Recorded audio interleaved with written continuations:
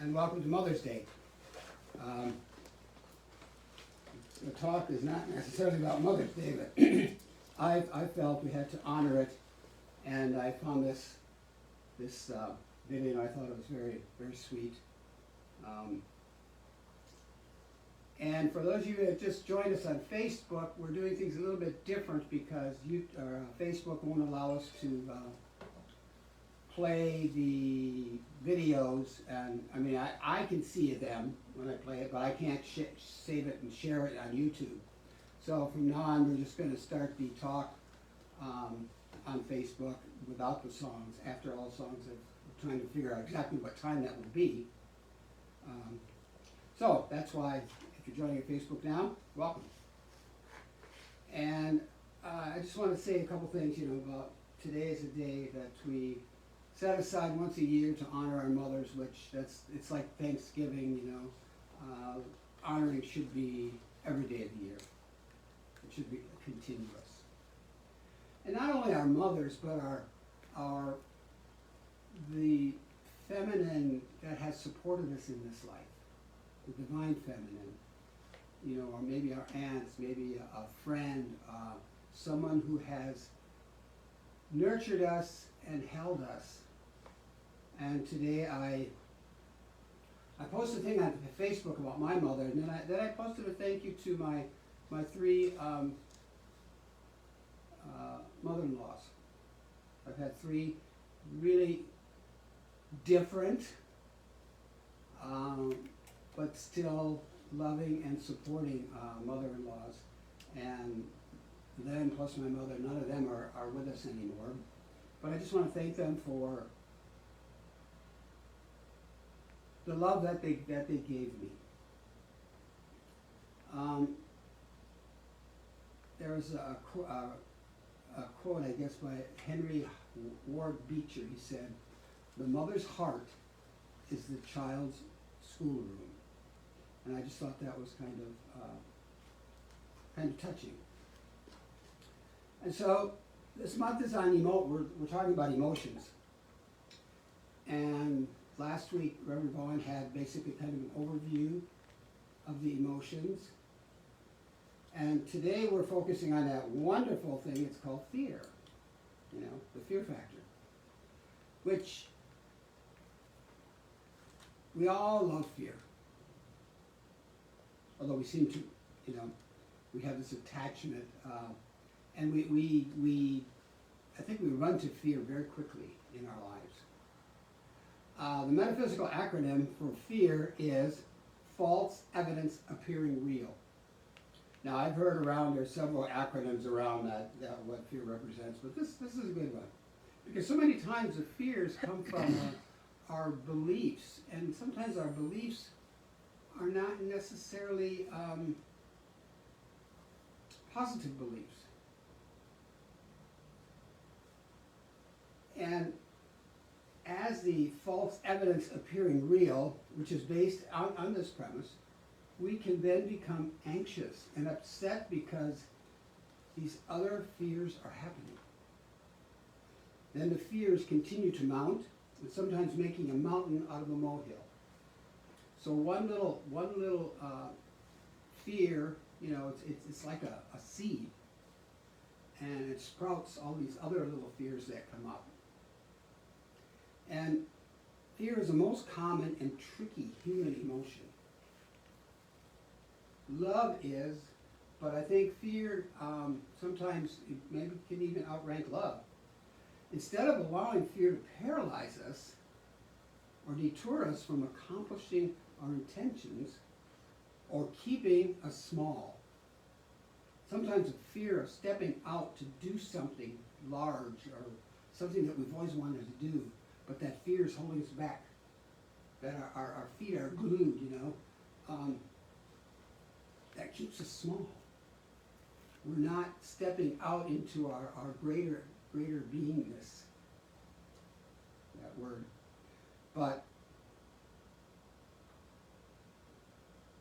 And we can focus on the other end of the continuum and move through these fears with faith. Faith is something, that the faith of God, not the faith in God, but the faith of God, can allow us to do anything. To do anything. I mean, we can actually do anything. But you know, those lovely little fears that kind of pull back the reins. I know because there's certain things in this life that I have fear of. And some of these things that I've gone through life and there's been these fears, but I've overcome them. I've let them go. There's still a few that hang around, and some that have lessened, like going over tall bridges. That is not one of my favorite things to do in the world. If I could stay in a center lane and not veer my eyes to left or right, I'm pretty good with that. But I've had this fear of those things for forever. And when I was a child or a kid, I would have these continuing dreams of going up a drawbridge, and the drawbridge would open, but my stepfather would be driving, but he thought he could beat the drawbridge. However, every time he didn't. We went up and we fell down. And where I grew up, we didn't have any drawbridges. So I have no idea where that came from, unless it came from a book or maybe a movie or something. But, you know, these fears,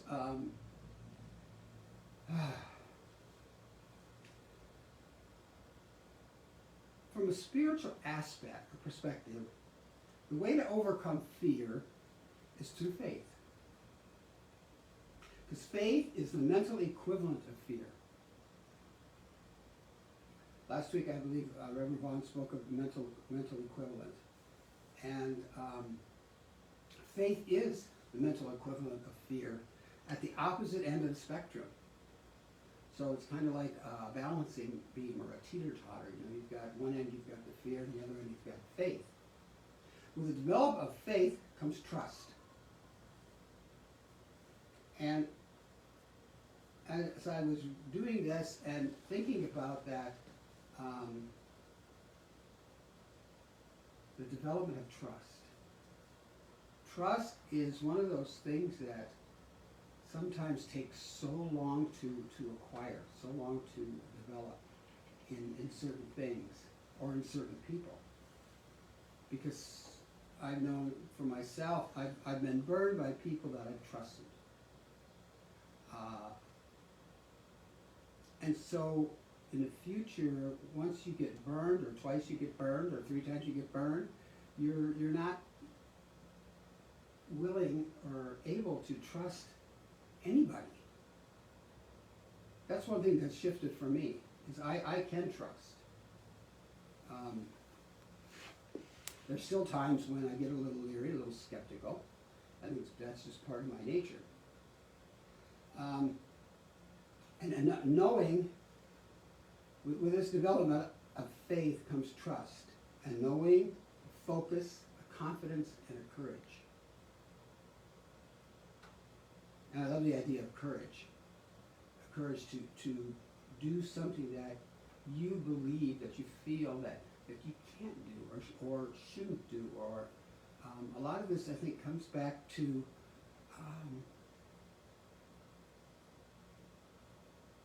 I don't deserve this, you know, this idea of I don't deserve this. And faith helps us push through fear. It would be nice if you could just throw it, you know, brush it off our shoulder, you know, say, be gone, fear. In some cases it may be, but we have to work at that. Susan Jeffers coined the phrase, feel the fear and do it anyway. I like that because it's like, okay, there's the fear, but walk through it, move through that fear, and have the faith that you will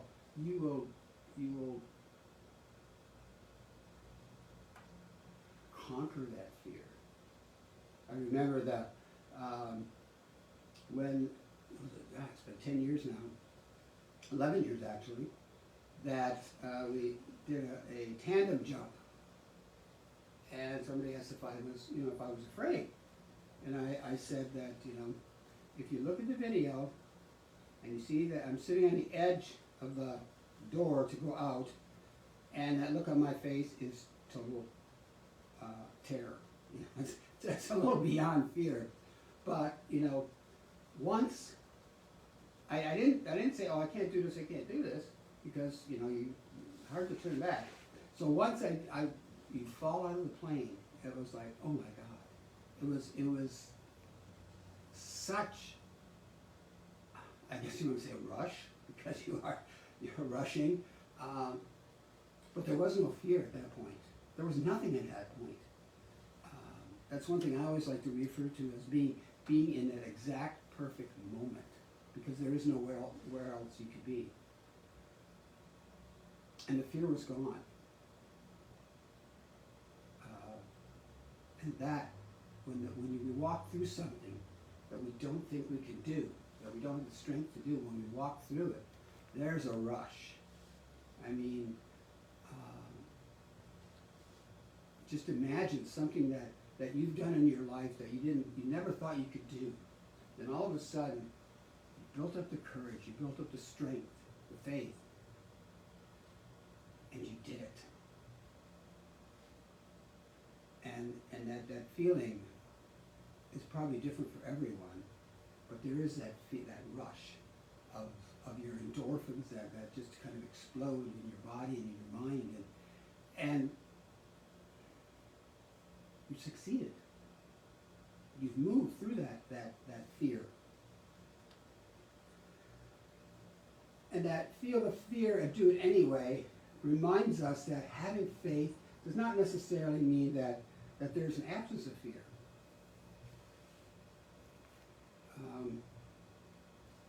Because there's probably going to be, in the back of your mind, a little bit of, fear, but having faith kind of, tips the teeter-totter up a little bit. It gives you more courage to do it. Faith empowers action that includes fear.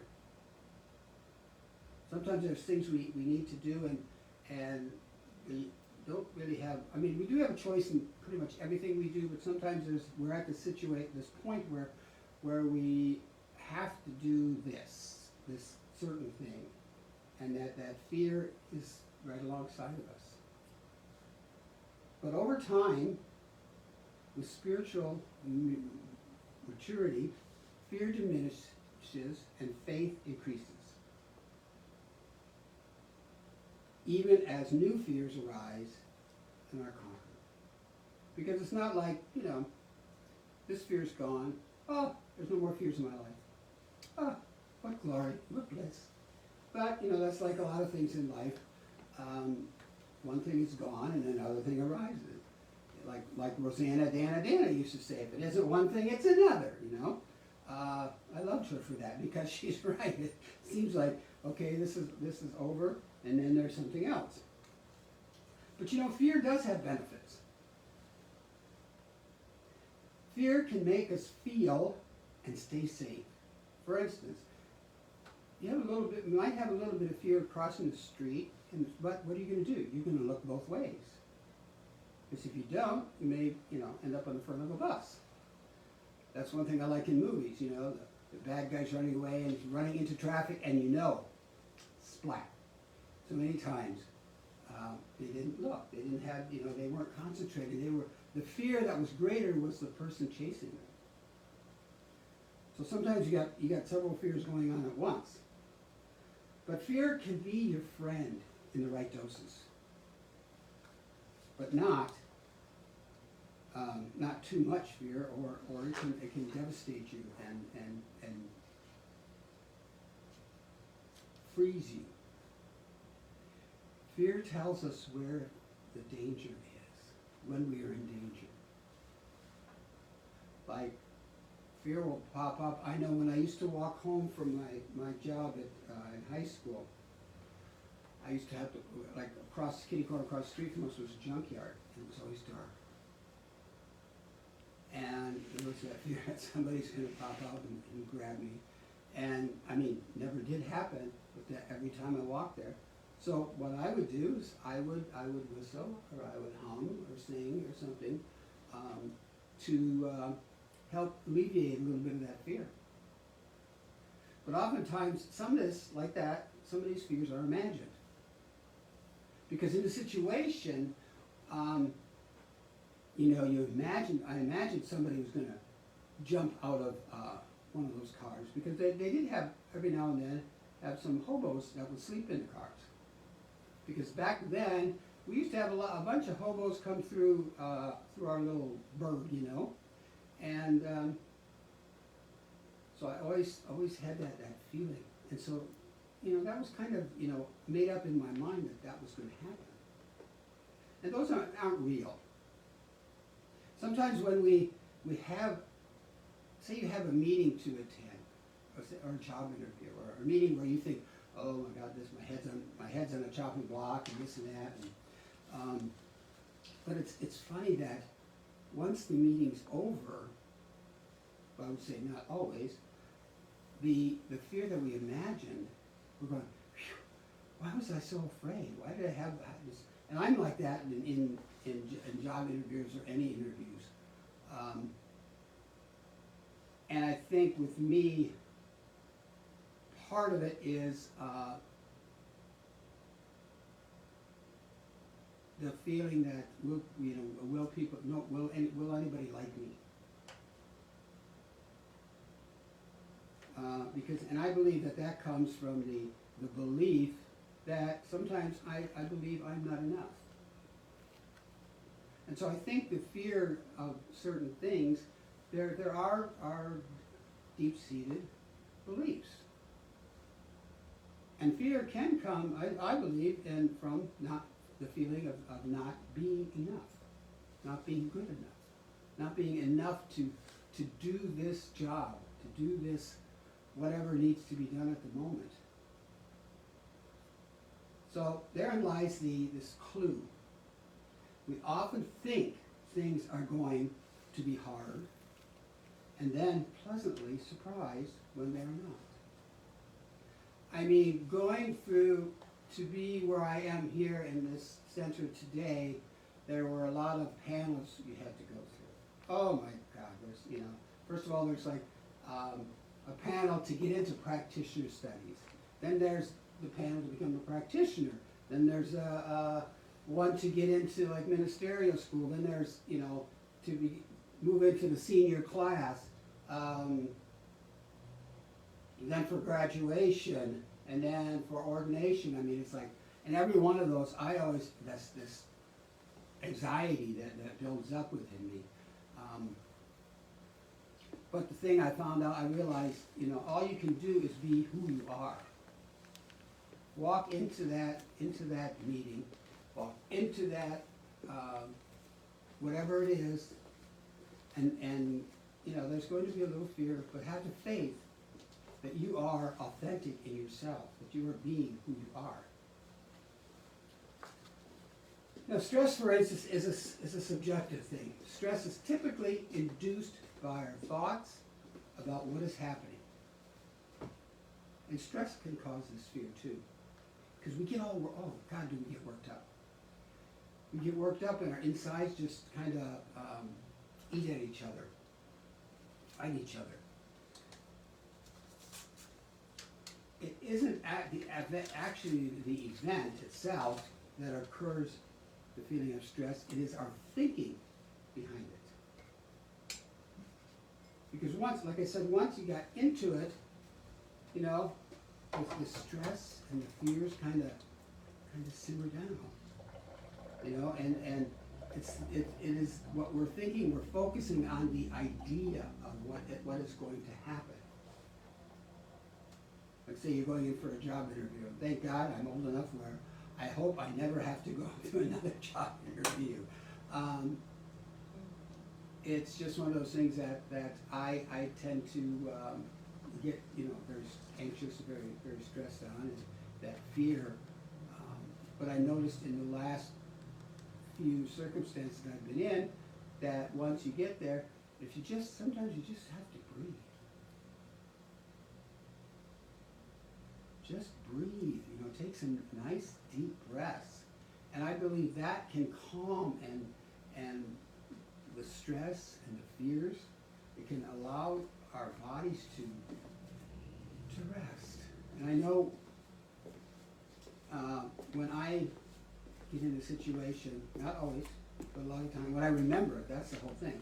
The key is to remember and to remind ourselves to that we can take this fear and stress down, because a lot of it is just by relaxing, by breathing, by meditating for a moment. It doesn't have to be a long meditation. Sometimes you could just, like if you're like stuck in traffic or in a store, you can just stop for a second and take a nice deep breath in and allow those fears and worries and woes to kind of wash to the side. Because stress is fear-based. We worry that things won't turn out. You plan this, you plan that, and then up until the moment it's over, then you go, you just kind of, but through the whole thing, there's a bit of edge there, a bit of fear and that stress, that worry, is this going to work out? Is this going to be the way I planned it?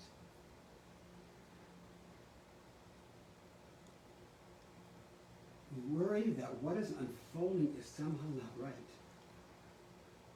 But so many times I've planned things, and I'm sure that this has happened to others. You've planned things, you thought about this way, but what happens is it shifts, and it actually turns out better than you thought. Now imagine that. You're worried that it's not going to be a good event or whatever you're planning, and once you're done, you go, wow, that turned out better than I could have imagined. And here I'm worrying about it, here I'm stressed about it, and then you ask why, and sometimes that's just because, we are human. We have human emotions, human feelings, our beliefs, all these things play a matter, and maybe, and then you say, maybe next time I can do better, I don't have to worry as much. So we can take action or not. Depending on how we respond to the things, we are either more stressed or we go into a full release, allowing things to occur just as they might. Because I know when I release and let go, our graduation from ministerial school, that was a big thing for me to be able to release and to allow these other people to do it, to do what they, and have trust that they would, do what they had signed up to do, said yes to do. And it worked out great. And so sometimes when we have to have that trust in others. And sometimes that trust may get blown. But if we don't have trust in others, then you're going to be doing everything yourself. Everything. And what does that get us?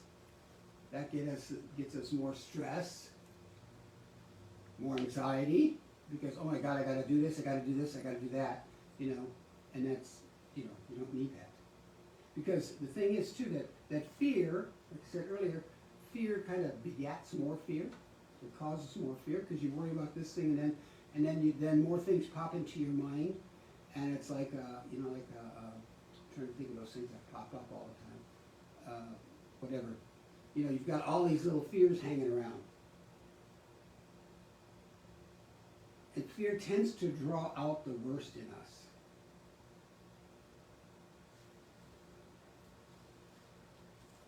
Because, like I said, the fear and the lack of trust, then we get the anxious, we get anxiety, and that is not the best in us. Because the once we're all worked up, I know when I'm tired, when I'm anxious and all that, I'm not the nicest person in the world to be around. You can ask somebody in the room here. And I know it. And so that's why a lot of times I will not isolate, but I will remove myself from the situation until I have to work through things. I guess maybe because I'm an introvert or whatever, I have to work through things where I know a lot of people, they work things out, verbally. And so when these other fears, they keep popping up, then we're not being our best. We can talk to ourselves into believing that these things are true because we are fearful and doubtful. Just as we can talk ourselves out of them. But I think I have a sneaky feeling that sometimes it's easier to talk ourselves into them because a lot of the feelings and the beliefs are there.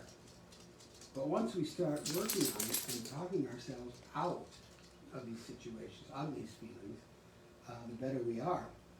Last week, in Reverend Vaughn's talk, he talked about the flight, fight, and freeze response. And that works in fear very well. Because when you're in a situation, a fearful situation, that you are probably going to do one of the, I personally, when I'm in a situation like in a conflict, I hate conflict. I detest conflict. I grew up in conflict. And so nowadays, I do the freezing usually.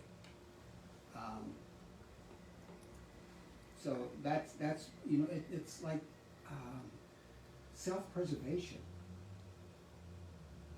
because you don't want to, or I don't want to be in that situation where there's arguing and fighting and all this. And so I will freeze. That's probably my chosen. Very seldom flight. Flight, yes and no, but sometimes it's hard to, get out of a situation. But I can freeze. Freeze is very easy. Just. So these three, responses can make things worse as we try to protect ourselves based on fear. We tense and we tighten, and things get worse quickly. Especially with the fight. In fact, we usually hold our breath when we're in fear mode, and our muscles stiffen. And holding the breath, or you go into that really light, shallow breathing. You're not taking these deep breaths, you're breathing shallowly. And this is where, in turn, to reverse it, you could just stop, and try to ignore what's going on and take a couple nice deep breaths. Because deep breaths are, I would say, probably 90% of the time, are going to calm you. We can talk ourselves onto the ledge with these mounting fears and feel like we have no place to turn. We're stuck in this situation and there's no out. No good can come from the situation, and escape seems impossible. Unless we turn our attention to where we want to go. Because fear is our reaction to perceived threat of harm, hurt, either real or imagined. Like I said with the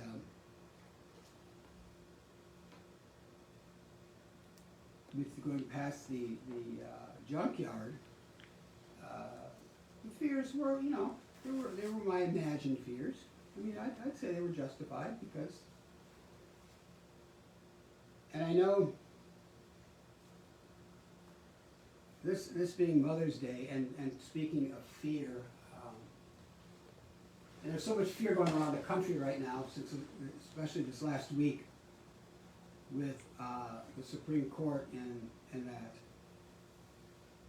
their pre-decision.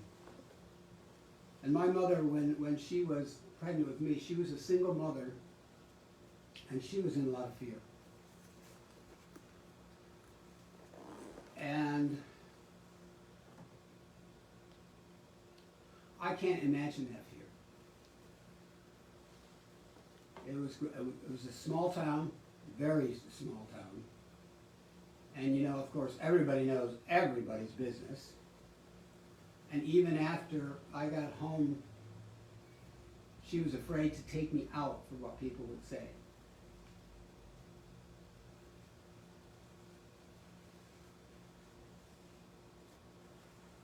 I spent the first 6 weeks of my life in a foster home. And she had that amount of time to you know, solidify her decision, whether to adopt me out or take me home. And, well, she decided to keep me. And was so afraid of what people would say. And the minister, he was my minister too, but he told her, you know, forget about people, forget about what they say. You know? And so this fear can isolate us, can lock us into our homes, into ourselves. You know, we put up the walls around us so tight because we have so much fear. Like for a lot of times, I would allow people to get so close. And this fear of being, you know, if they knew me, would they really like me? You know, there's that thing, and all these different things, and these that I would do something to sabotage, you know, the relationship somehow. I would put up these walls and not connect with the person or whatever. I know I'm probably not the only one that does that. I don't really do that anymore.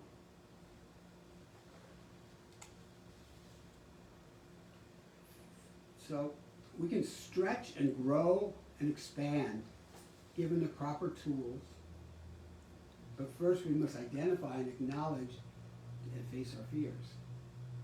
And ask the question, is this fear real or is it imagined? Is this fear, what I'm fearing, is it real or is it something that I've created, that I'm making up? Because we are great creators, and our minds, oh my God, they can create, you know, so much stuff that happens, you know. And yes, are they true or is it imagined?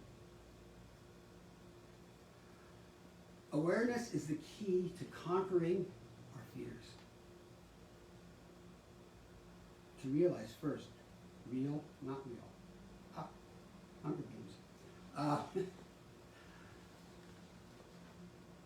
Whether, you know, they're on the surface or buried deep within. Because some of these beliefs that cause these fears are so deeply ingrained in us that we have to do a little bit of work to find out, you know, what is causing it. And I know a lot of times that can be done, you know, in meditation, because you can say, okay, what, you know, ask the question what, or I need more information. Because sometimes in meditation when things come, you go, what in the blazes is that about? You know, and I a lot of times try not to figure it out.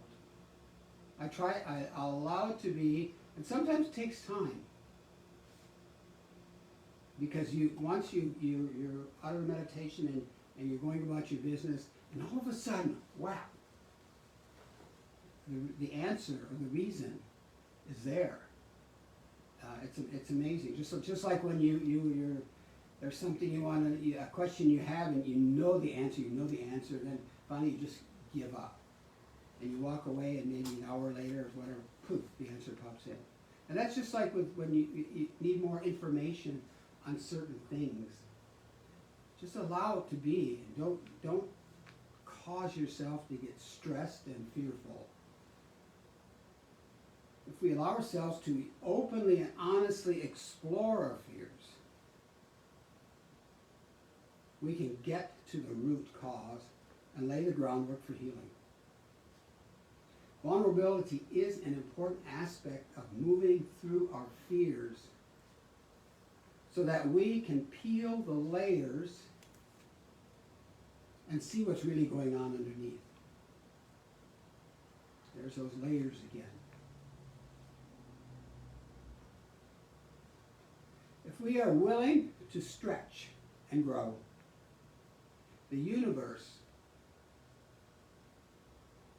will support our actions with increased capacity to reflect, accept, and release.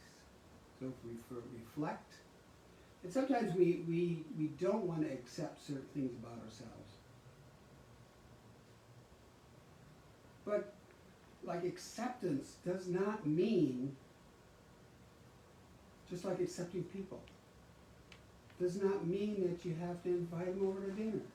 You're just acknowledging that they are there. You're acknowledging that these feelings, that these beliefs are there. And then you can actually release them. You don't have to hang on to them. You don't have to drag them behind you all the time. When we realize that fears begets more fears, then we can act more consciously from this awareness. We can examine our response to the fear factor to see how it drives our behaviors and the ways we show up. So what's the driving force? We can call forth our faith.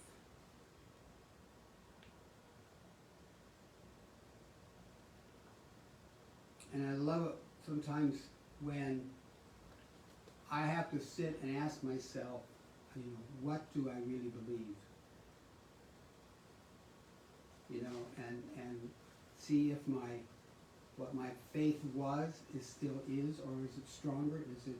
Is it shifting?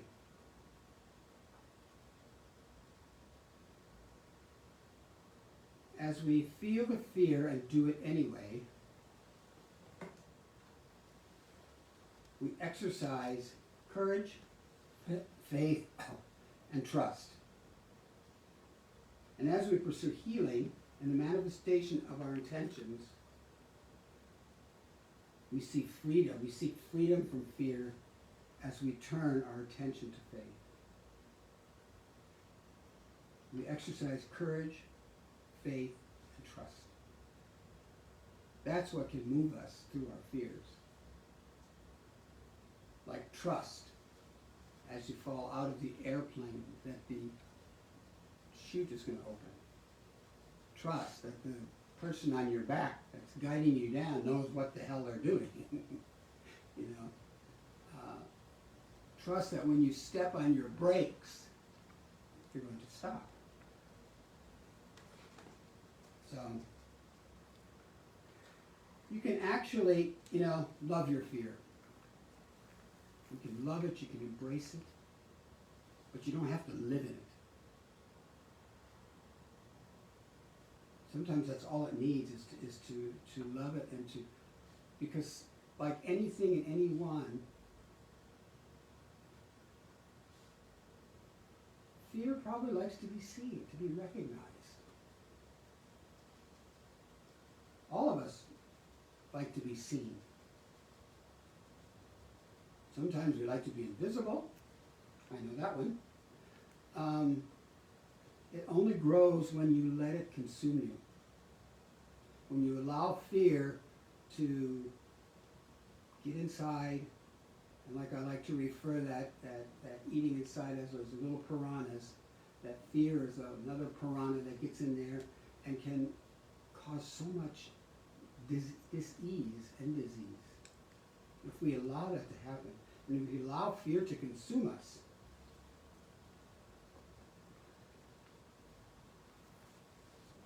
it really wants our best.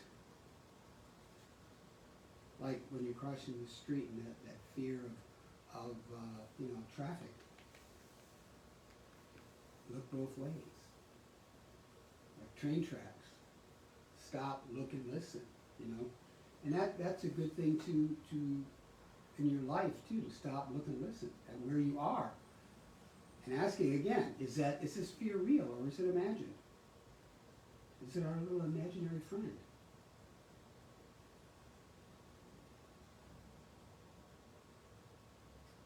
It can seem very irrational at times. Like, why in the hell am I? Why is this fear here? Why is it? And that's a good time to just recognize, and ask and dig deep to see: is there any meat behind this fear? What is the belief? What belief am I hanging on to?